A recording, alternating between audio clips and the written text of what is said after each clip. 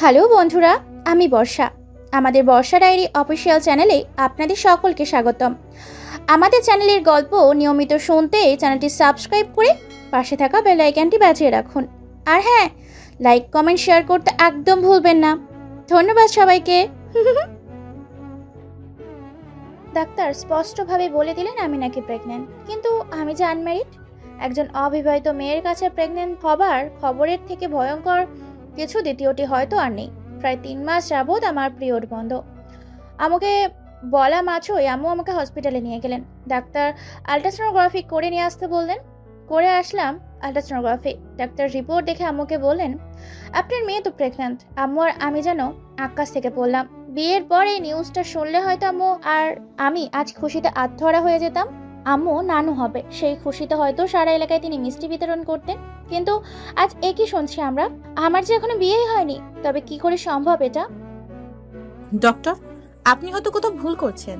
আমার মেয়ে তো আনম্যারিড, এটা কি করে সম্ভব? আমি কোথাও ভুল করছি না।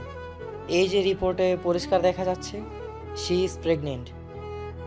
আম্মু আমাকে আর কোনো কথা বলার সুযোগ দিলেন না, সোজা টেনে হিঁচড়ে আমাকে বাসায় নিয়ে এলেন।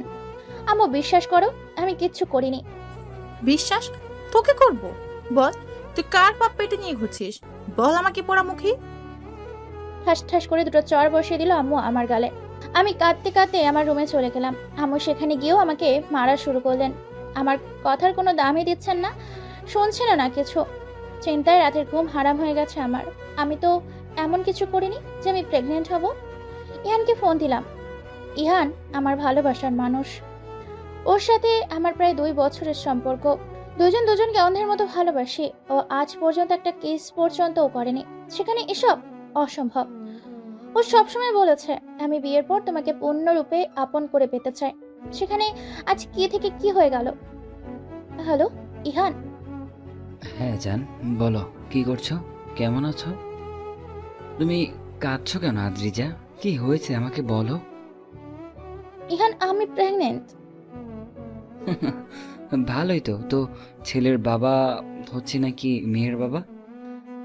আমি ফান করছি না ইহান, আমি সত্যি প্রেগনেন্ট। Are you crazy? কি বলছো তুমি এগুলো? হ্যাঁ ইহান, তুমি ঠিক শুনছো। আমি প্রেগনেন্ট, আর সেটা আজই জানতে পারলাম। আমি আজ পর্যন্ত তোমার হাতটা ধরা ছাড়া আর কিচ্ছুটি করিনি, সেখানে তুমি প্রেগনেন্ট? এটা আমি মানবো কি করে? কিচ্ছু জানি না ইহান, আমি কিচ্ছু জানি না, শুধু জানি আমি প্রেগনেন্ট। এই বলে আমি কান্না করতে লাগলাম। ইহনও কাঁদতে লাগলো। কে এই বাচ্চার বাবা আদ্রিজা? আমি জানি না ইহান, আমি কিচ্ছু জানি না। বিশ্বাস করো, আমি এমন কিছুই করিনি।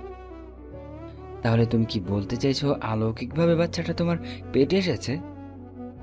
ইহান প্লিজ, আম্মু আমাকে বিশ্বাস করছে না, সেখানে তুমি। আর কি, রাখছি আমি, ভালো থেকো। আমি ফোনটা কেটে দিলাম। ইহান আর দ্বিতীয়বার আমাকে ফোন দেয়নি। হয়তো কান্না জুড়ে দিয়েছে, হয়তো বুকটা ফেটে যাচ্ছে ওর। কিন্তু আমি তো ওর সাথে বিশ্বাসঘাতকতা করিনি। করিনি আমি ওর সাথে প্রতারণা। কিন্তু এই বাচ্চা কি করে এলো তাহলে আমার পেটে? ভাবতে ভাবতে হঠাৎ মনে হলো, আমি যে কয়েক মাস আগে একটা অ্যাক্সিডেন্টে আমার স্মৃতিশক্তি হারিয়ে ফেলেছিলাম। তখন কি কেউ আমার এই দুর্বলতার সুযোগ নিয়ে? কিছুই বুঝে উঠতে পারছি না আমি। কয়েক মাস আগে আমি একদিন বন্ধুদের সাথে পিকনিকে যাচ্ছিলাম। হঠাৎই আমাদের বাসটা অ্যাক্সিডেন্ট করে এবং নদীতে পড়ে যায়। এরপর কি হয় আমার মনে নেই। যদি কিছু হয়ে থাকে তাহলে এর মধ্যেই হয়েছে, নয়তো আমার জ্ঞান থাকা অবস্থায় আমার সাথে কোনো দুর্ঘটনা ঘটেনি। আমার স্মৃতিশক্তি হারানোর পর কি হয় তার উত্তর শুধু আম্মুই দিতে পারবে। কিন্তু আম্মু তো আমাকে ভুল বুঝে রেগে আছে। কি করবো এখন, কিছুই মাথায় আসছে না। বাবা মায়ের একমাত্র সন্তান আমি। বাবা মা কোনো দিন কোনো কিছুর অভাব আমাকে বুঝতে দেয়নি। দুজনের চোখের মনি আমি।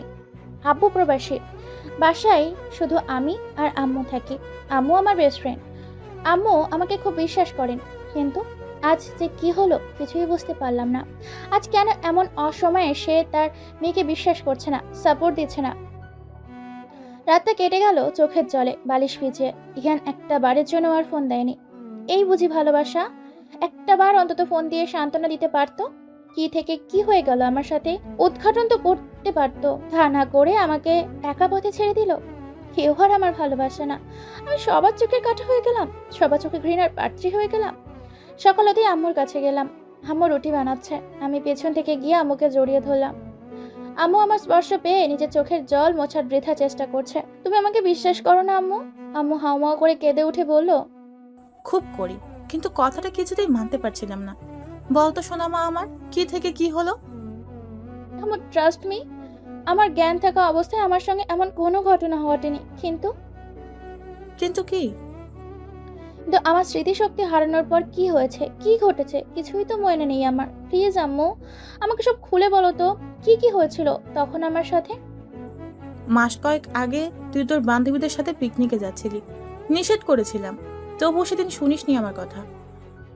তারপর? তারপর আর কি, গন্তব্যের কাছাকাছি গিয়ে তোদের বাসটা অ্যাক্সিডেন্ট করে আর নদীতে পড়ে যায়। ওই বাসের অনেকেই মারা যায়, আর যারা আহত হয় তাদের ওখানকার হসপিটালে ভর্তি করা হয়। কিন্তু 3 জনকে খুঁজে পাওয়া যায় না, তাদের মধ্যে তুই একজন। কথাগুলো বলছে আর আম্মু কাছে। অনেক খুঁজেও তোদের পাওয়া গেল না। অসুস্থ রোগীরা সুস্থ হয়ে বাড়ি ফিরে আসে, কিন্তু আমার মেয়ে তো আর আসে না। আমি পাগলের মতো হয়ে যাই। একমাত্র সন্তান তুই আমার। কত আল্লাহ আল্লাহ করি, কত মানত, অপেক্ষার প্রহর গুনি তুই একদিন আমার বুকে ফিরে আসবি। তোর আব্বুও অসুস্থ হয়ে পড়ে তোর অ্যাক্সিডেন্টের খবর শুনে, আর আমাকে সান্ত্বনা দিতে দেশে চলে আসে। আমরা দুজন প্রায় গিয়ে ওই অ্যাক্সিডেন্টের জায়গাটায় গিয়ে দাঁড়িয়ে থাকি, যদি তোকে পায়। অনেকেই বলে নিখোঁজ 3 জন বোধহয় মারাই গেছে, কিন্তু আমার মন মানে না। আমি বিশ্বাস করি আমার মেয়ে বেঁচে আছে, আর একদিন আমার কাছে ছুটে আসবেই। নিখোঁজ 3 জনের মধ্যে একজনের লাশ পাওয়া যায়, আর বাকি থাকে 2 জন। অনেকদিন পর একজন বাসায় ফিরে আসে। আমি অপেক্ষায় থাকি, তুইও ফিরে আসবি। কেটে যায় অনেকগুলো দিন, আর একদিন আমার দোয়া কাজে লাগে। আল্লাহ তাআলা তোকে আমার বুকে ফিরিয়ে দেন। তুই হঠাৎ একদিন চলে আসিস বাসায়, আমি আর তোর বাবা যেন দেহে প্রাণ ফিরে পাই। কিন্তু মাঝের দিনগুলো আমি কই ছিলাম? তা আমিও জানি না রে মা। তোকে বারবার জিজ্ঞেস করার পরও তুই বলতে পারিসনি, মনে করতে পারিসনি। তাই আমরা আর জোরও করিনি। আমরা আমাদের মেয়েকে খুঁজে পেয়েছি, এটাই আমাদের কাছে অনেক। কিন্তু আম্মু, এখন তো এই মাঝখানের মনে না থাকা দিনগুলোই আমার জীবনের এমন ক্ষতি করে দিল। মানে? মানে ডাক্তারের রিপোর্ট যদি সত্যি হয়, তাহলে আমার সাথে যা ঘটেছে তাই ওই মনে না পড়ার দিনগুলোর মাঝেই ঘটেছে। আর তাই আমার স্মৃতি ফেরার পর আমি আর কিছুই এখান থেকে মনে করতে পারছি না। তাহলে এই বাচ্চা ইহানের না? না আম্মু, ওর সাথে আমার তেমন কিছুই হয়নি। আচ্ছা, যা হওয়ার হয়ে গেছে। তোর তো এতে কোনো দোষ নেই, কারণ তোর কিছু মনে ছিল না তখন। তুই স্মৃতিশক্তি হারিয়ে ফেলেছিলি, আর এখন যখন আবার আগে স্মৃতিশক্তি ফিরে পেয়েছিস, এখন তো আবার মাঝের কথাগুলো মনে নাই। তাই তুই নিষ্পাপ, আর তোর এই বাচ্চার কথাই ইহানকে বলা লাগবে না। আমরা আজই গিয়ে ডক্টরকে বলে বাচ্চাটাকে নষ্ট করে আসবো। তারপর ইহানের সাথে আমি খুব জলদি তোর বিয়ে দিয়ে দিব। যা, তুই ফ্রেশ হয়ে আয়, আমি নাস্তা দিচ্ছি। আমি ফ্রেশ হতে চলে গেলাম। মুখের পানির ঝাপটা দিতে দিতে ভাবতে লাগলাম, ইহানকে তো আমি সব বলে দিয়েছি। ইহান কি আমাকে গ্রহণ করবে? আমি হাত ধোয়া মুখেই আমার রুমে গিয়ে মোবাইলটা হাতে নিয়ে ইহানকে ফোন দিলাম। হ্যালো। আমার এই অবস্থা, আর তুমি একটা বার আমাকে ফোন দেওয়ার চিন্তাও করলে না? তোমার এই অবস্থার জন্য তো আর আমি দায়ী নই, তুমি নিজেই দায়ী। ইহান প্লিজ, আমার সাথে যা হয়েছে আমার জ্ঞান না থাকা অবস্থায় হয়েছে। প্লিজ হেসো না। তোমার মনে আছে আমি যে অ্যাক্সিডেন্ট করে অনেকগুলো দিন নিখোঁজ ছিলাম? হ্যাঁ আছে, মনে থাকবে না কেন? যা ঘটার আমার সাথে ওই দিনগুলোর মধ্যেই ঘটেছে, আর তাই আমার স্মৃতিশক্তি ফিরে পাওয়ার পর আমার আর কিচ্ছু মনে নেই। সবই বুঝলাম, তো এখন আমাকে কি করতে হবে বলো তুমি? কি করতে বলি মানে? তুমি আমাকে ভালোবাসো না? ভালোবাসা? ভালোবাসা মানে বোঝো তুমি? আমি বুঝি না ভালোবাসা মানে কি। এখন আমাকে বোঝাও তুমি। প্রয়োজন মনে করছি না। তুমি এইভাবে কেন আমার সাথে কথা বলছো? আম্মু বলেছে বাসটা না নষ্ট করে ফেলতে। তার অতি শীঘ্রই আম্মু আমাদের বিয়ে দিতে চাচ্ছে। বিয়ে? হ্যাঁ, বিয়ে। কেন? তুমি আমায় ভালোবাসো না? তুমি আমায় বিয়ে করবে না? যার পাপ পেটে বহন করছো তাকে গিয়ে বিয়ে করে নাও, আর কখনো আমাকে ফোন দিবে না। ইহান প্লিজ এই কথা বলো না। আমি তোমায় ভালোবাসি। আর আমি বাসতাম, এখন আর বাসি না, so please don't disturb me. এই তোমার ভালোবাসা? হ্যাঁ, এই আমার ভালোবাসা, প্লিজ ডোন্ট কল মি। কোনো দিন আমি যেন তোমাকে আমার সামনেও না দেখি। তুমি তোমার পথ দেখো আর আমি আমার পথ। Good bye. আমি কাঁদতে কাঁদতে ফোনটা কেটে ছুঁড়ে মারলাম। আম্মু দৌড়ে এসে আমাকে জড়িয়ে ধরলো আর ফ্লোরে বসে হাউমাউ করে কাঁদতে কাঁদতে বলতে লাগলাম, কে এই বাচ্চার বাবা? কে আমার সরলতার সুযোগ নিয়ে আমার এত বড় ক্ষতি করলো? মা, বলো না মা, কে করলো আমার এত বড় সর্বনাশ? আম্মু আমাকে জড়িয়ে ধরে কাঁদতে লাগলো। কি হয়েছে রে মা, তুই এভাবে কেন কাঁদছিস? ইহান আমাকে আর অ্যাকসেপ্ট করবে না আম্মু। ও আমাকে ওর সাথে যোগাযোগ করতে না করে দিয়েছে। কেন বলেছিস ওকে এগুলো? আমি চাই না ওকে ঠকাতে আম্মু, তাই সত্যটা বলে দিয়েছি। আর আমি চাই না একটা মিথ্যে দিয়ে আমাদের জীবনটা শুরু হোক, কিন্তু এখন দেখছি জীবনটা শুরু হওয়ার আগে যে শেষ হয়ে গেল আম্মু। কাঁদিস না মা আমার, সব কিছু ঠিক হয়ে যাবে। আম্মু আমাকে বোঝাতে লাগলেন। আয় নাস্তা করবি, চল। নাস্তা করে আমরা হসপিটালে গিয়ে একটা ব্যবস্থা করে ফেলবো। আজ না আম্মু, শরীরটা ভালো লাগছে না। আজ কোথাও যাব না আমি, তুমি যাও এখান থেকে, আমাকে একটু একা থাকতে দাও। সেদিনের মতো রাতটা কেঁদে কেটেই কেটে যায়। রাতে কাঁদতে কাঁদতে ঘুমিয়ে পড়তেই স্বপ্ন দেখি একটা বাচ্চা আমার ওড়না ধরে কাঁদছে আর বলছে, মেরো না আম্মু, আমাকে মেরো না, আমার কি দোষ বলো? আমি তোমার কোলে আসতে চাই, আমাকে একটু কোলে নাও না আম্মু, নাও না একটু আমাকে কোলে। হঠাৎ আমার ঘুম ভেঙে যায়। সকালে আম্মু এসে বলে, চল উঠে ফ্রেশ হয়ে খেয়ে নে, তারপর হসপিটালে যাব। আমি যাব না আম্মু হসপিটালে। কেন যাবি না? আমি কিচ্ছু করব না। মানে কি? মানে হলো আমি বাচ্চাটাকে জন্ম দিব। কি বলছিস তুই এগুলো? তুই কি বলছিস ভেবে বলছিস তো? হ্যাঁ। তুই জানিস না কে এই সন্তানের বাবা, আর যে তোর দুর্বলতার সুযোগ নিয়ে এত বড় ক্ষতি করেছে তার বাচ্চা তুই জন্ম দিবি? মাথা ঠিক আছে তোর? আমার মাথা ঠিকই আছে আম্মু। যে বাচ্চার জন্য আজ আমি অবহেলিত, যে বাচ্চাকে আমি দুনিয়ায় আলো দেখাবো আম্মু, মানুষের মতো মানুষ করে তুলবো, কারণ ওর তো কোনো দোষ নাই, ও তো নিষ্পাপ। ওকে কেন শাস্তি দিব আমি? দেখ, জীবনটা এত সোজা না। তুই যতটা সোজা ভাবছিস, সমাজে আমরা মুখ দেখাবো কি করে? একটাবার ভেবে দেখেছিস? লোকে কি বলবে? একজন কুমারী মেয়ে বাচ্চা প্রসব করেছে। তুই এক্ষুনি চল আমার সাথে, আমি এই বাচ্চা তোকে রাখতে দিব না। আমার তো সবই হারিয়ে গেল মা, হারানোর মতো কিছুই আর নেই আমার। তুমি চাইলে আমি অনেক দূরে চলে যাব, তবু এই বাচ্চা আমি নষ্ট করব না। আর তুমি যদি এই বাচ্চাকে নষ্ট করতে বলো, তাহলে আমি এই বাড়ি ছেড়ে পালিয়ে যাব, আর কোনো দিন তোমরা আমার খোঁজও পাবে না। আম্মু আব্বুকে ফোন করে সব জানায়। আব্বুও আমাকে খুব বোঝায় বাচ্চাকে নষ্ট করে ফেলার জন্য, কিন্তু আমি যেই বাচ্চা নষ্ট করব না, আম্মু আব্বু বলেন তাহলে যেন বিয়ে করে নিই। আমি তাতেও না করে দিলাম। কিছুদিন পর হঠাৎ একদিন ইহান আমাকে ফোন দিয়ে বলে ও আমাকে খুব মিস করছে, আমার জন্য নাকি ওর খুব খারাপ লাগছে। আচ্ছা, আমরা কি বন্ধু হয়ে থাকতে পারি না সারা জীবন? না, পারি না। প্লিজ এতটা পাষাণ হয়েও না, বন্ধু হয়ে থাকি আমরা। আমি ফোনটা রেখে দিই, কষ্টে বুকটা ফেটে যাচ্ছে আমার, কিন্তু ইহানকে একটুও বুঝতে দিইনি। এর মাঝে আমি আর বাসার বাইরে বের হইনি। আজ আম্মু এসে আমাকে বলছে, চল আজ তোকে নিয়ে ডক্টরের কাছে যাব, চেক আপ করা দরকার। চলো। আমি আর আম্মু রিক্সায় করে হসপিটাল যাচ্ছি। হঠাৎ করে কোত্থেকে যেন একটা ছেলে চিল্লিয়ে চিল্লিয়ে ডাকছে, অপরিচিতা, এই অপরিচিতা, অপরিচিতা। আমি আর আম্মু আর তাকাইনি, রিক্সাও থামাইনি। কোন পাগল এইভাবে চেল্লাচ্ছে কে জানে? অপরিচিতা আবার কারো নাম হয় নাকি? কে জানি, হতেও পারে কারো নাম, যাকে ছেলেটা এইভাবে ডাকছে। আমি রিক্সায় করে হসপিটালে চলে আসলাম। ফোন করে সিরিয়াল দেখিয়ে রেখেছিলাম বলে আসার সাথে সাথে ডাক্তার দেখাতে পারলাম। ডাক্তার বললেন, বাচ্চা সুস্থ আছে, কোনো রকম সমস্যা নেই। কি সেই পাত্রের সাথে বিয়ে দিয়েছেন যে এই অবস্থা করেছে ওর? না মানে আসলে থাক, কিছু বলতে হবে না, যত দ্রুত পারেন বিয়ে দিয়ে দিন মেয়েকে। আম্মু আস্তে করে বলল। বাইরে বেরোতেই আমি আর আম্মু চমকে যাই প্রতিবেশী কাকিমাকে দেখে। আর তখন তো আরো ঘাবড়ে যায় যখন দেখি আমাদের প্রতিবেশী কাকি সবটা শুনে নিয়েছে যে আমি প্রেগনেন্ট। ভাবি, আদ্রিজা প্রেগনেন্ট? এত বড় একটা কথা আপনারা গোপন রেখেছেন? ছি, লজ্জা নেই তোমার? বিয়ের আগে প্রেগনেন্ট কিভাবে হলো? কার পাপ পেটে ধরেছো?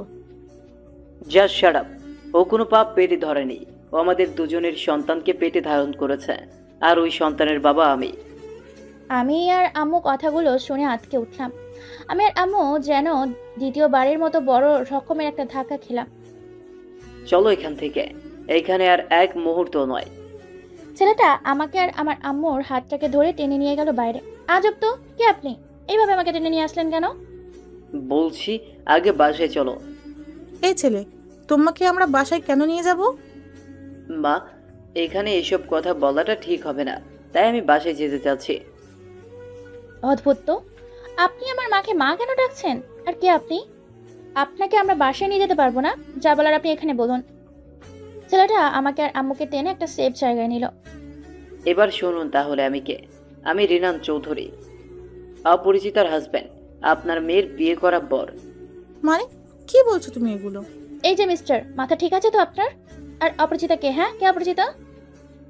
আর আপনি আম্মুকে এই কথা বলছেন কেন যে আপনি আম্মুর মেয়ের জামাই? কে আপনি? এক মিনিট আদ্রিজা, আমাকে কিছু বলতে দে। বাবা, কে তুমি বলো তো সত্যি করে? আম্মু, আমি যা বলছি সত্যি বলছি। আমি ওর হাজব্যান্ড, আর ওর যদি সত্যি সত্যি বাচ্চা পেটে থেকে থাকে তাহলে সেই সন্তানের বাবা আমি, আর ওই সন্তান আমাদের বৈধ সন্তান। আমি সবকিছু শুনতে চাই বাবা, তুমি আমাকে সবকিছু খুলে বলো। বলছি মা, অনেকদিন আগে একটা অ্যাক্সিডেন্টের সময় ওকে আমি উদ্ধার করি। তখন সে যেভাবে পারে এক একজনকে উদ্ধার করে, আমিও সেদিন ওকে উদ্ধার করি। ও অজ্ঞান অবস্থায় পড়েছিল, মাথায় হালকা চোট লেগেছিল। আমি ভাবলাম ওকে বাসায় নিয়ে গিয়ে কপালে ব্যান্ডেজ করে পানি ছিটা দেয়, তাহলেই ও ঠিক হয়ে যাবে। কারণ ঘটনাস্থল থেকে হসপিটাল ছিল অনেকটা দূরে, আর আমার বাসা ছিল তার কাছে। তাই আমি কোলে করে বাসায় নিয়ে যাই ওকে। বাসায় নেওয়ার পর আমি মাথায় ব্যান্ডেজ করে দিই। আমার মা হাত পা ম্যাসাজ করে দেন, মুখে পানি সেটা দেন। এরপর কিছুক্ষণ অপেক্ষা করি জ্ঞান ফিরে কিনা দেখতে। কিছুক্ষণ অপেক্ষা করার পর দেখি ওর জ্ঞান ফিরে। আমার মা ওকে বলে, তুমি কোনো চিন্তা করো না, তুমি ঠিক আছো। সামান্য মাথায় একটু ব্যথা পেয়েছো, ঠিক হয়ে যাবে। কিন্তু ওর উত্তর শুনে আমরা অবাক হয়ে যাই। ও বলে, আমার কি হয়েছিল? আমি কে? আপনারা কে? কিভাবে ব্যথা পেলাম? কিছু বলতে পারে না ও, মানে কেউ কোথায় ওর বাসা কিছু বলতে পারে না। মা বললেন, তুই একটা ডাক্তার ডেকে নিয়ে আয়। আমি ডাক্তার ডেকে নিয়ে আসলাম। ডাক্তার ওকে দেখে বললেন, উনি মাথায় আঘাত পাওয়াতে স্মৃতিশক্তি হারিয়ে ফেলেছেন। বাইরে থেকে আঘাতটা ছোট মনে হলেও মাথার ভেতরে আঘাতটা ভালোই লেগেছে, সে কারণে তিনি তার অতীত ভুলে গেছেন। আপাতত আপনারা কোনো রকম জোর করবেন না তাকে কোনো কিছু জানার জন্য। কিছুদিন দেখেন কি হয়, তারপর আমাকে জানাবেন। আমরা আচ্ছা বলে ডাক্তারকে বিদায় জানালাম। রিনান এখন কি হবে? মেয়েটাকে তো আমরা চিনি না, এখানে তো রাখতেও পারবো না। তাছাড়া দেখে তো আমাদের এখানকার মনে হচ্ছে না। তাহলে কি ঘটনাস্থলে গিয়ে দেখবো কেউ ওকে চেনে কিনা। যা বাবা, তাই গিয়ে দেখ। আমি ওকে বললাম চলো আমার সাথে, কিন্তু ও কোনো মতেই আমার সাথে যাবে না। ওকে রাজি করাতে করাতে ব্যর্থ হয়ে আমি একাই চলে গেলাম ওখানে। গিয়ে দেখি বাসের মানুষজন কেউ নেই। কয়েকজনকে জিজ্ঞেস করলাম গাড়িটা কোথা থেকে এসেছে। সবাই আপনাদের থানার নাম বলল। বাসায় ফিরে এসে মাকে বললাম সব। মা বললেন, এখন যেহেতু ও অসুস্থ, ও কিছুটা সুস্থ, তারপর না হয় ওর ঠিকানা খোঁজা যাবে। এখন ওর নাম তো জানি না আমরা, ডাকবো কি নামে? তাই আমি ওর নাম দিলাম অপরিচিতা। আশেপাশের মানুষজন ওকে এসে দেখতে শুরু করলো। ও কারোর সাথে কোনো কথা বলে না। আমার মা ওকে গোসল করায়, খাইয়ে দেয়, চুল বেঁধে দেয়। ও নিশ্চুপ হয়ে বসে থাকে। কিছুদিন পর ও হঠাৎ একদিন আমার কাছে এসে বলল, আমাকে নিয়ে একটু ঘুরতে যাবেন? এইভাবে সারাদিন রাত ঘরে বসে থাকতে ভালো লাগে না। আমি তো অবাক, ও আমার সাথে কথা বলছে। মা বলল, আমি ওকে সাথে নিয়ে ঘুরতে বের হলাম। মা ওকে একটা শাড়ি বের করে পরিয়ে দিলেন। অদ্ভুত সুন্দর লাগছিল ওকে সেদিন। সারাদিন ঘোরাঘুরি করি কিন্তু ও কোনো কথাই বলে না। বাসায় ফিরে আমার মাকে আমাকে অবাক করে দিয়ে জিজ্ঞেস করে, আচ্ছা, আমি আপনাদের কি হই? আপনার ছেলে আমার কি হয়? তুমি আমাদের, না মানে ইয়ে। তুমি আমার বোনের মেয়ে, আর আমি তোমার খালা। একটা অ্যাক্সিডেন্টে তোমার স্মৃতিশক্তি হারিয়ে গেছে। আর আমার বাবা মা? তোমার বাবা মা? মা চলো তো, খুব ক্ষুধা লেগেছে, খেতে দিবে। অপরিচিতা ভেবে নেয় একটা অ্যাক্সিডেন্টে ওর বাবা মা হয়তো মারা গেছে, আর এটা আমরা ওকে জানাতে চাইনি। দেখতে দেখতে অনেকগুলো দিন কেটে যায়। অপরিচিতা প্রায় এসে আমার রুমে বসে থাকে। আমাকে বলে, আমাকে গান শোনাবেন, গল্প শোনাবেন? আমার যে অতীতের কিচ্ছু মনে নেই, কিছুই মনে করতে পারছি না, তাই বর্তমানটাকে নিয়ে একটু ভালো থাকতে চাই। আমি ওকে গান শোনাই, গল্প শোনাই। ধীরে ধীরে আমাদের মাঝে খুব ভালো একটা সম্পর্ক তৈরি হয়, বন্ধুত্ব সুলভ। একদিন ঘুমিয়ে আছি, রাত প্রায় 3টা। অপরিচিতা আমার রুমে আসে, আর এসেই আমার মাথার কাছে এসে বসে ল্যাম্পটা জ্বালায়। আমি চমকে গিয়ে যে না চিৎকার দিয়ে উঠবো, আর তখনই অপরিচিতা আমার মুখ আটকে ধরে। উস, চিল্লাতে বলেছি? এত ভীতু আপনি? আমার রাতে চাঁদ দেখতে ইচ্ছা করছে, তাই আসলাম আপনাকে ডাকতে। একা একা ছাদে যাবো কি করে? ভয় লাগবে যে। অপরিচিতা তারপর আমার মুখ থেকে হাত সরিয়ে বলে, ধীরে ধীরে কথা বলবেন কেমন? এত রাতে কেউ চাঁদ দেখে নাকি? মাথা খারাপ হয়েছে তোমার? যাবেন নাকি নাকি আমি একাই যাব? কোন পাগলের পাল্লায় যে পড়লাম আমি! অপরিচিতা একাই চলে যাচ্ছিল ছাদে, তাই আমিও পেছন পেছন গেলাম। দেখুন দেখুন কি সুন্দর চাঁদ। সুন্দর, তবে তোমার থেকে কম।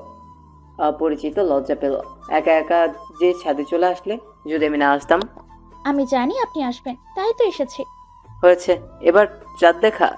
তাহলে এখন কি আমরা আজ যেতে পারি? উফ, আপনি না একটু রোমান্টিক না, চলুন। আমি অপরিচিতাকে নিয়ে চলে আসে। ধীরে ধীরে অপরিচিতাকে আবার ভালো লাগতে শুরু করে। একসময় ওকে আমি ভালোবেসে ফেলি। একদিন বাইরে খুব বৃষ্টি হচ্ছিল।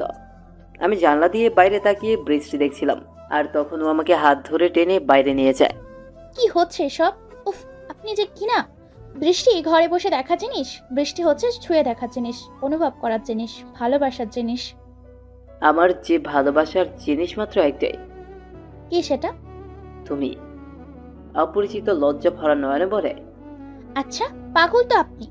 ভালোবাসার কথা তো ভালোভাবে প্রকাশ করতে পারেন না? আমি সাথে সাথে হাঁটু গেড়ে ওর সামনে বসে পড়লাম। অপরিচিতা, আমি তোমার সাথে শুধু আজ না, এই জীবনে যতবার বৃষ্টি হবে ঠিক ততবার তোমার হাত ধরে সেই বৃষ্টিতে ভিজতে চাই। ভিজবে আমার সাথে? ধরবে আমার হাত? অপরিচিতা দৌড়ে রুমে চলে আসে।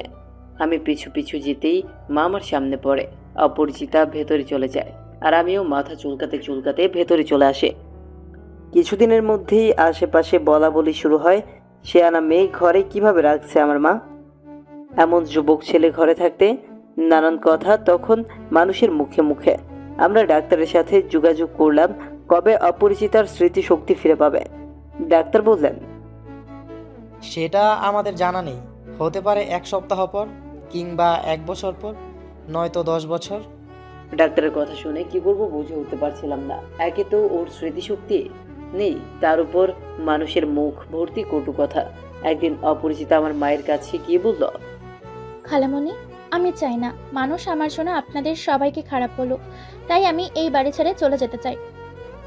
আমি অপরিচিতার এই কথা শুনে নিজের মনকে কোনোভাবেই স্থির করতে পারছিলাম না।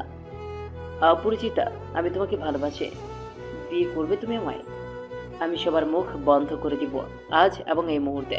শুধু তুমি একবার বলো তুমি রাজি। কি বলছিস তুই এগুলা? হ্যাঁ মা, আমি ঠিকই বলছি।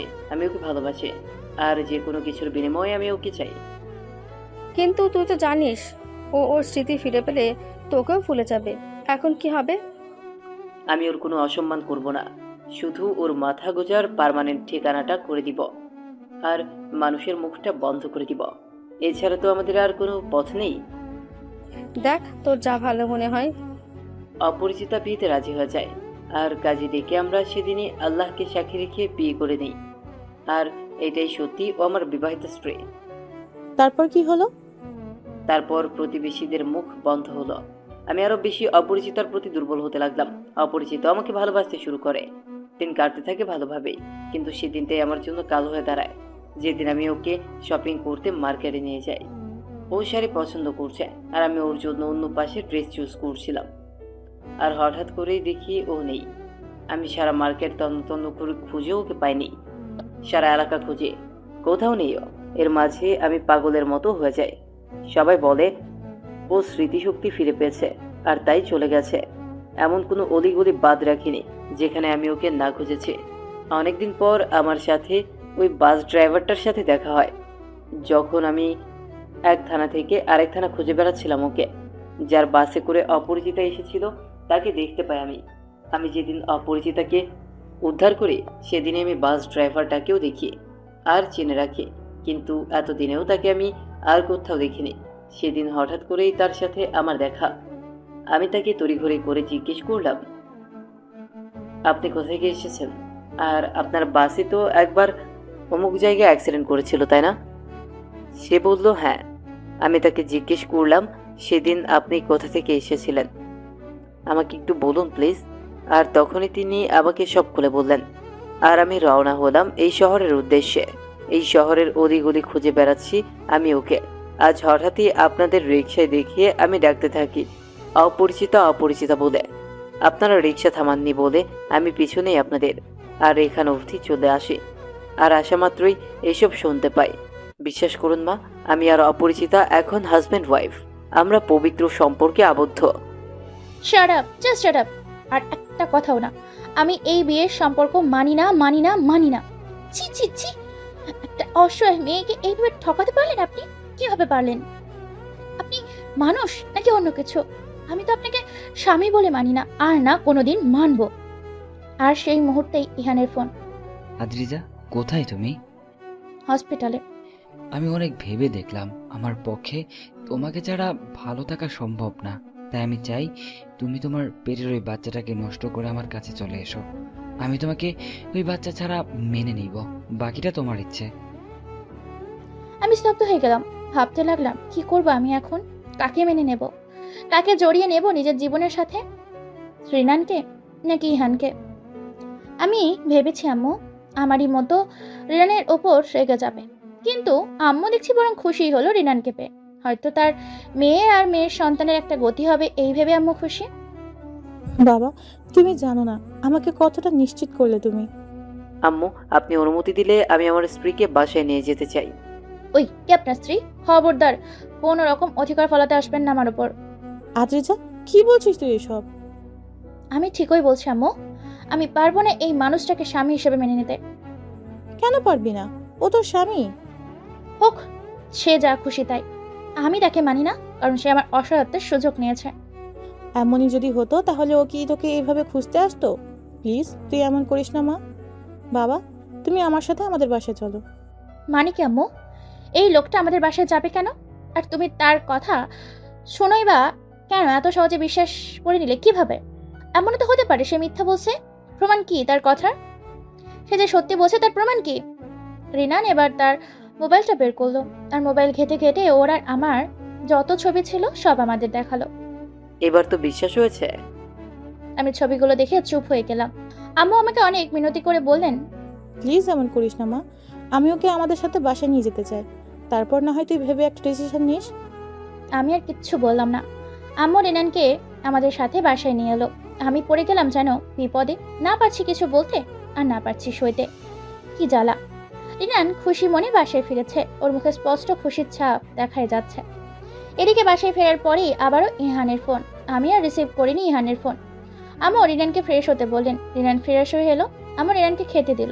আম্মু তো যেন রিনানকে পেয়ে যেন জামাই আদর করছে। এদিকে রাগে আমার গা ছমছম করছে। আমি ইহানের ফোন রিসিভ করিনি বলে সন্ধ্যায় ইহান সোজা বাসায় চলে এলো। গেট খুলতেই দেখি ইহান। তুমি এখানে? যাও এখন, বাসায় মেহমান আছে। থাকুক মেহমান, তাতে আমার কি? আমি আমার প্রশ্নের উত্তর চাই। কি উত্তর? তুমি তোমার পেটের বাচ্চাটাকে নষ্ট করবে কিনা? আর তখনই রিনান এসে হাজির। না, ওর পেটের বাচ্চাটাকে নষ্ট করবে না। আদ্রিজা, কে উনি? উনি কেন জবাব দিচ্ছেন? এই যে মিস্টার, আপনি কেন উত্তর দিচ্ছেন? আমি তো আপনাকে কিছু জিজ্ঞাসা করিনি। আমি উত্তর দিয়েছি কারণ ওর পেটে থাকা সন্তানটা আমার, আর আমি চাই আমার সন্তান এই পৃথিবীর আলো বাতাস দেখুক। ওহো, আপনি তাহলে সেই লোক যে কিনা ওর দুর্বলতার সুযোগ নিয়ে ওকে ভোগ করেছেন? মুখ সামলে কথা বলুন। ও আমার বিবাহিত স্ত্রী। আর কি আপনি ভোগটুক শুরু করেছেন? মানে কি বলছে এই লোক আদ্রিজা? তুমি আমার কথা শোনো প্লিজ। আমার যখন স্মৃতিশক্তি হারিয়ে গিয়েছিল তখন আমি ওনাদের বাসায় ছিলাম, আর যা হওয়ার তখনই হয়েছে। বিয়ে, বাচ্চা, এসব। বিশ্বাস করো আমার এসবের কিচ্ছু মনে নেই। বাহ, এত কিছু হয়ে গেছে তাহলে? তুমি আমাকে ভুল বুঝো না ইহান। আমি ওকে না, তোমাকে ভালোবাসি। তাহলে এই মুহূর্তে তুমি ওর বাচ্চা নষ্ট করবে? চলো আমার সাথে, তারপর ওকে ডিভোর্স দিয়ে আমরা দুজন বিয়ে করে নিব। এক মিনিট, অপরিচিতা কে এই ছেলে? ও ইয়ান, আমার ভালোবাসা, আমি ওকে ভালোবাসি। ও, কিন্তু তুমি যে আমার স্ত্রী, আমিও তো তোমাকে ভালোবাসি। কিন্তু আমি তো আপনাকে ভালোবাসি না, আর কোনো দিন বাসবো বলে মনে হয় না। তাহলে তুমি কি চাও? কি আর চাইবে, আমাকে চাই। আরে আপনি ওকে ভালোই ভালোই তালাক দিয়ে দিবেন, নইলে জোর করে বিয়ে এবং সংসার করার অপরাধে আমি আপনাকে পুলিশে দিব। সব বুঝলাম। অপরিচিতা যদি না চায় আপনার সাথে জীবন কাটাতে, তবে আমি তাই করব, কারণ আমি ওকে ভালোবাসি আর আমার কাছে ওর সুখে থাকাটাই মেন। তাহলে আর কি, চলো আদ্রিজা, আমরা এখনই হসপিটালে গিয়ে কাজ সেরে আসি। আমার কথা এখনো শেষ হয়নি। কি কথা? আমি ওকে ওর সুখের জন্য ছাড়তে পারি, তবে আমার সন্তান ছাড়তে পারবো না। মানে? মানে হচ্ছে, ও আমাকে ছেড়ে আপনাকে নিয়ে সুখে শান্তিতে বসবাস করবে, কিন্তু আমি কি করব? আমার তো একটা বেঁচে থাকার অবলম্বন লাগবে, কারণ আমি তো আর বিয়ে করব না। তাই আমি আমার সন্তানটাকে নিয়েই আমার জীবন কাটিয়ে দিব। তাই আমি আমার সন্তানটাকে চাই। ওকে আমাকে দিয়ে দিলেই আমি অপরিচিতাকে ছেড়ে দিব, যদি অপরিচিতা চায়। আর যদি আমার সন্তানের কিছু হয়, তাহলে আমি না অপরিচিতাকে ছাড়বো আর না আপনাকে। আপনি যা বলছেন ভেবে বলছেন তো? এটা কিভাবে সম্ভব? আমি জানি না আপনারা কি করবেন, কিন্তু আমি আমার বাচ্চা চাই। ইয়ান অনেকটা রাগ দেখিয়ে সেখান থেকে চলে গেল। পারে তো আমার গায়ে হাত তুলে। রিনান আমার চোখের দিকে কিছুক্ষণ তাকিয়ে ভেতরে চলে যায়। আমি পড়ে যাই বাঁশের খোলে। কি করব, মাথা কাজ করছে না। এদিকে ইহান, অন্যদিকে রিনান, আর আমার পেটে অবুঝ একটা প্রাণ। ও তো কোনো দোষ করেনি, তাহলে আমি কেন ওকে শাস্তি দিব? কিন্তু আমি তো রিনানকে ভালোবাসি না, আমি ইহানকে ভালোবাসি। আর ইহান আমার এই বাচ্চা সহ অ্যাকসেপ্ট করবে না। ওইদিকে রিনান এই বাচ্চাকেই চায়। উফ, কিচ্ছু ভাবতে পারছি না, আমি কিচ্ছু না। কি করব এখন আমি? রাতে খাওয়া দাওয়া সেরে রিনান আমার রুমে শুতে আসে। আপনি আপনি এখানে কেন? যান, বেরিয়ে যান, এক্ষুনি বেরিয়ে যাবেন। সাহস কত বড় আমার রুমে এসে শুতে এসেছে? আম্মুই তো আমাকে বললেন তোমার রুমে শুতে, তাছাড়া আমরা তো স্বামী স্ত্রী, সমস্যা কি? চুপ, একদম চুপ। আমি আপনাকে স্বামী হিসাবে মানি না, কতবার বলবো? তাহলে আমি এখন কি করব? গিয়ে আপনার আম্মুর সাথে শুন। কি যে বলো না, আমি এখন বড় হয়েছি না? এখন কি আম্মুর সাথে শোয়া যায় বউ ছেলে? হোয়াট? আম্মু দেখেন, অপরিচিত আমাকে রুম থেকে বের করে দিচ্ছে। আমি লাভ দিয়ে গিয়ে খপ করে রিনানের মুখ চেপে ধরলাম। ফাজিল ছেলে, এত জোরে চিল্লায়, মানুষ শুনলে কি বলবে? রিনান চুপ করে আমার কথা শুনছে। একবার আমার ঠোঁটের দিকে তাকায়, একবার আমার চোখের দিকে তাকায়। উফ, কি যে জ্বালায় বললাম আমি। কালই একটা ডিসিশন নিতে হবে আমায়। আচ্ছা, আজকের মতো চুপচাপ সোফায় গিয়ে শুয়ে পড়ুন, কোনো সাউন্ড যেন না শুনে। আর ভুলেও আমার কাছে আসার চেষ্টা করবেন না, নইলে কিন্তু টের পাবেন। কি করবে? জড়িয়ে ধরবে? রিনানকে আমি ধাক্কা দিয়ে সোফায় ফেলে দিলাম। এখানেই থাকুন। আর আমি একটা ছুরি নিয়ে আমার খাটে শুয়ে পড়লাম। ছুরিটা বালিশের নিচে রাখলাম, যাতে ও না দেখে। চোখ বন্ধ করে শুয়ে আছি প্রায় 1 ঘন্টা, কিছুতেই ঘুম আসছে না। হঠাৎ অনুভব করি রিনান ধীরে ধীরে আমার কাছে আসছে, আর আমিও ধীরে ধীরে আমার হাত বালিশের কাছে নিলাম। কিন্তু রিনান এসেই আমাকে অবাক করে দিয়ে ওর বাম হাতটা আমার কপালে রাখলো, আর ডান হাতটা রাখলো আমার পেটের উপর, যেটা না আমি কিছুতেই বলতে যাব। আর তখনই রিনান একা একা কথা বলছে, তাই আমি আর চোখ খুলিনি, কিছু বলিওনি, চোখ বন্ধ করে আছে। মা ঘুমিয়ে গেছে না? আমার বাবুটা একা জেগে আছে বুঝি। এই তো বাবা এসে গেছে, আর একা একা বোর হতে হবে না। তুমি যখন পৃথিবীতে আসবে, আমি আর তুমি দুজন মিলে আম্মুকে শাস্তি দিব, কেমন? পচামা, কিভাবে আমার বাবুটাকে জাগিয়ে রেখে একা একা ঘুমোচ্ছে। কিন্তু তোর মা যদি আমাদের দুজনকে ছেড়ে চলে যায়, তখন কি হবে আমাদের? তোর মা কি সত্যি আমাদের ছেড়ে চলে যাবে রে? কি বলছিস? যাবে না। তাই যেন হয় রে। আমি যে তোর মাকে খুব ভালোবাসি, ওকে ছাড়া থাকবো কি করে? ওই তো ভালোবাসা কি আমাকে শিখিয়েছে, জানিস না? তোর মা আমাকে ভুলে গেছে, কতই না ভালোবেসেছিল আমাকে একদিন, আর আজ কিভাবে ভুলে গেছে আমায়। তুই কিন্তু তোর বাবাকে কোনো দিন ভুলে যাস না। তুই যে আমার বেঁচে থাকার একমাত্র অবলম্বন। আমরা বাপ বোধ বা বাপ বেটি সারা জীবন দুজনকে আঁকড়ে ধরে রাখবো, কেমন? আচ্ছা তুই ঘুমা এবার, তোর মা ভার জেগে গেলে আমাকে ভুল বুঝবে। আমি তাহলে এখন যাই। কথাগুলো রিনান আমার পেটের উপর হাত রেখে বাচ্চার সাথে বলছিল, যেই বাচ্চাটা এখন আমার গর্ভে। তারপর আমার মাথায় কিছুক্ষণ হাত বুলিয়ে কপালে অনেকটা কাছে এসেও ঠোঁটটা সরিয়ে নিল। না না, এখন যে আমি তোমায় চাইলেও ছুতে পারি না, সেই অধিকার তো তুমি আমার কাছ থেকে কেড়ে নিয়েছো। ওর এক ফোঁটা চোখের পানি আমার উপর পড়লো, আরও চলে গেল। সকাল হয়ে গেছে, কিছুই ভালো লাগছে না। সকালটা কেমন যেন বিষণ্ণ লাগছে। ঘুম ভালো হয়েছে? আপনার তাতে কি? আমার ঘুম ভালো হোক বা না হোক। না, কিছু না। তাহলে সরি। রিনান চলে গেল। আম্মু, খাবারগুলো আমি নিয়ে যাই। এ কি বাবা, তুমি উঠে গেছো? হ্যাঁ, কখন? এখানে এসেছো কেন? যাও যাও, ডাইনিং রুমে গিয়ে বসো, আমি এক্ষুনি খাবার নিয়ে আসছি। না আম্মু, আপনি দিন, আমি নিয়ে যাই। তুমি নিবে? আমার মা রান্না করতো, আমি তো মাঝে মাঝে তাকে হেল্প করতাম। আপনিও তো আমার মায়ের মতো, আপনাকে হেল্প করলে সমস্যা কি? মায়ের মতো না বাবা, আমি আদ্রিজার মায়ের সাথে সাথে তোমারও মা। রিনান খাবারগুলো টেবিলে এনে সাজাচ্ছে, আর আমি তা অবাক হয়ে দেখছি। নাস্তা করতে বসেছি আর আম্মুর ফোন বাজছে। আম্মু উঠতে যাবে, তার আগে রিনান উঠে ফোনটা নিয়ে এসে আম্মুর হাতে দিল। আম্মু আব্বুর সাথে কথা বলছে। কথা বলি কিছুক্ষণ পর আম্মু ফোনটা রিনানের হাতে দিল। আমি তো অবাক। আম্মু? আমি রাতে তোর আব্বুকে সব বুঝিয়ে বলে দিয়েছি। আম্মুর কথা শুনে আরেকবার অবাক হলাম। রিনান ফোনটা হাতে নিয়ে আব্বুকে সালাম দিল। আব্বু হাসি মুখে রিনানের সাথে কথা বলছে। এ কি, কারো কোনো সমস্যা নেই রিনানে? সবাই রিনানকে অ্যাকসেপ্ট করে নিচ্ছে। আব্বু বলেন, আমি 1 সপ্তাহের মধ্যে দেশে আসছি, এসে আবার তোমাদের বিয়ে দিব। তুমি কোনো চিন্তা করো না। রিনান আমার দিকে চেয়ে আছে, বা আমার বিয়ে দিবে, অথচ আমাকে জিজ্ঞেস করছে না। রিনান ফোনটা আমার দিকে বাড়িয়ে দিল। বাবা আমার সাথে কথা বলতে চেয়েছে। হ্যালো আব্বু। মা, তুই কোনো চিন্তা করিস না, আমি এসে তোমাদের আবার বিয়ে দিব। সব দিক আমি ম্যানেজ করে নিব, চিন্তা করিস না একদম। কিন্তু বাবা আমি। রিনান আসলেই খুব ভালো ছেলে, নয়তো এভাবে কি তোকে খুঁজতে আসতো, তোর দায়িত্ব নিতে চাইতো? সেখানে তুই ওকে চিনিস না, জানিস না বলে তাড়াতে চাচ্ছিস, সেখানে ও শুধুমাত্র তোকে ভালোবাসে বলে আর ওর সন্তানকে আপন করে নিবে বলে অসহায়ের মতো পড়ে আছে। অন্য কেউ হলে হয়তো তোকে ত্যাগ করতে পারতো, অথচ ও নিজেই সব স্বীকার করে তোকে আপন করে নিতে চাচ্ছে। এই যুগে এমন ছেলে হয় না রে মা। আচ্ছা, খেয়ে নে তোরা, আমি রাখছি, ভালো থাকিস। তুমিও ভালো থেকো। আমি আর আব্বুকে কিছু বলতে পারলাম না। নাস্তা করে নিলাম সবাই। আম্মু, আজ যদি আমি আর আপনি মিলে রান্না করি তাহলে কেমন হয়? তুমি রান্না পারো বাবা? হ্যাঁ আম্মু, অনেক রান্না পারি আমি। মাঝে মাঝে বাসায় রান্নাও করি মায়ের জন্য, মাকে রান্না করে খাওয়াই। আচ্ছা বাবা, আমরা দুজনই আজ রান্না করব। আম্মু আর রিনান কিছুক্ষণ পর রান্নাঘরে চলে গেল। দুজন রান্না বান্না করছে।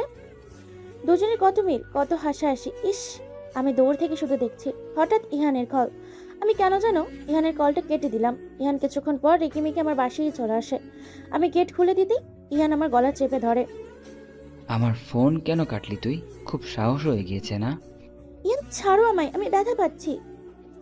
ইহান আমায় ছাড়ে না। হঠাৎ রিনান এসে ইহানকে টেনে ধাক্কা মেরে ফেলে দেয়। তোর এত বড় সাহস, তুই আমাকে ধাক্কা দিলি? ইহান রিনানের কলার টেনে ধরে আর একটা সজোরে থাপ্পড় দেয় রিনানকে। রিনান হাত তুলে গিয়েও হাত নামিয়ে নেয় আমার দিকে তাকিয়ে, কারণ ইহান আমার ভালোবাসা বলে। এদিকে ইহান কলার ধরে রিনানকে ঝাঁকাতে থাকে আর অকথ্য ভাষায় গালিগালাজ করতে থাকে আর বলতে থাকে, এখন আমি ওকে তোর সামনে দিয়ে হসপিটালে নিয়ে যাব, আর তোর বাচ্চাটাকে মেরে ফেলবো, আর তুই আমার কিচ্ছুটি করতে পারবি না। আমার আর সহ্য হচ্ছিল না। আমি আবার ইহানকে টেনে ওর গালে একটা কষে চড় বসিয়ে দিই। এত বড় সাহস তোর, তুই আমার স্বামীকে মারিস, তোর আমার সামনে? কি স্বামী? হ্যাঁ স্বামী। আর তুই কিভাবে ভাবলি তোর মতো একটা অসভ্যের জন্য আমি আমার সন্তানকে হত্যা করব? আমি আমার আর রিনানের সন্তানকে জন্ম দেব, পৃথিবীর আলো দেখাবো, বুঝলি তুই? আর আজকের পর আমি যেন তোর ছায়াও না দেখি। কিন্তু আদ্রিজা। প্লিজ আমাকে ক্ষমা করবেন। আপনি আমার থেকে অনেক ভালো মেয়ে ডিজার্ভ করেন, সো আউট। আদ্রিজা, ভুল করছো তুমি। না, ভুল আমি এতদিন করেছি, আজ নয়, প্লিজ গো। আমি ফ্লোরে বসে বললাম। ইহান চলে গেল। রিনানও ফ্লোরে বসে আমাকে জড়িয়ে ধরে আমার কপালে চুমু খেলো। আমি ওর বুকে মুখ গুজে কাঁদতে লাগলাম। Sorry Rinan, sorry. It's okay পাগলি, ইটস ওকে। আম্মু দেখি দূর থেকে চোখের পানি মুছছে। আব্বু এসে গেছেন। কয়েকদিন হয় আজ আমাদের দ্বিতীয় বিয়ে। পাত্র পাত্রী কিন্তু একই আছে। আশেপাশের লোকজনকে নিমন্ত্রণ করা হয়েছে। রিনানের আত্মীয় স্বজন মাও এসেছেন। সবাই আমাকে পেয়ে কত খুশি। এদিকে আমার আম্মু আব্বু আত্মীয়রা সবাই খুশি, কিন্তু আমার যে রিনানের আত্মীয় স্বজনের কাউকেই মনে নেই, এমনকি মাকেও না। তাতে কি, আমি না হয় আবারও সবাইকে আপন করে নিব, সবাইকে নতুন করে আবার ভালোবাসবো, যেভাবে রিনানকে আপন করে নিয়েছি, অদ্রিজা থেকে রিনানির অপরাজিতা হয়েছি। ও হ্যালো, শুধু কি গল্প পড়লেই হবে? দোয়া করতে হবে না? সবাই কিন্তু দোয়া করবেন আমাদের জন্য। আর হ্যাঁ, গল্পটি কেমন হয়েছে তা অবশ্যই জানিয়ে যাবেন কিন্তু।